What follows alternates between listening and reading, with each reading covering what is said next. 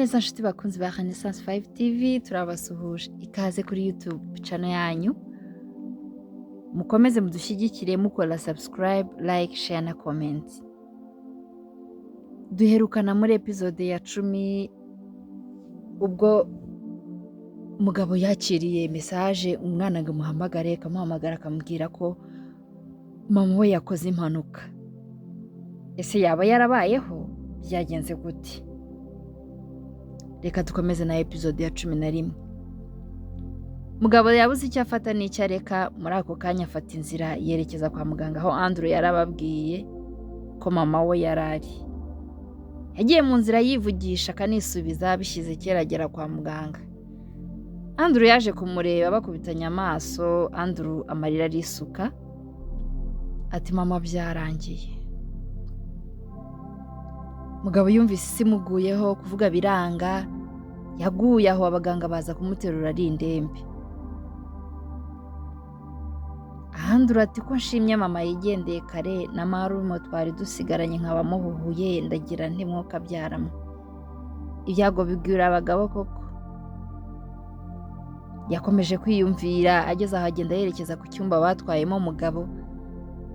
ahageze asanga yazanzamutse abaganga barimo bamuganiriza bamubwira uko byagenze yaratuje yakira byose akomeza Andrew hashize umwanya se wabo wa Andrew ariwe papa Fisto naho arahagera Andrew amugwa mu nda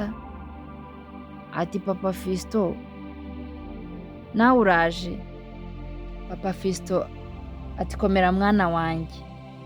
Imana izi mpamvu ibi byose bibaye mwihangane si turimo nikiteye turabacumbitse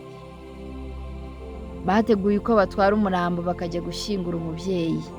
baraye mu cyaro kwa Andrew abantu baza kubafata mu mugongo bwarakeye mu gitondo nshuti na mushikiwe nabo bari bahageze n'izindi nshuti zakore zarimo zihagera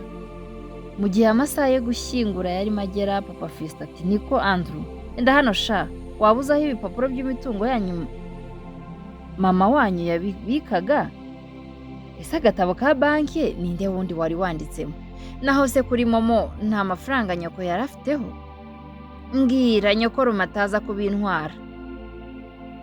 Andrew yaramurebye cyane arongera aramureba cyane adahumbya yihanagura mu maso arongera aramureba papa Fisto ati kutavuga si we mbaza wagahungu we amashagaga ni se musa mbonye nyiranyino yiwe nzamukizwa n'iki Andrew yumvisha ayo magambo yose papa Fisto yamubwiraga hatukararira mugabo yahingutse aho ati Andrew ihangane dore twari twagushatse twakubuze naho wahunze abandi banuza kuririra hano kuki wigunze Andrew yakomeje kurira ari nako areba papa Fisto yateye intambwe ngo agende papa Fisto ati webeshye ushingura indi ntambwe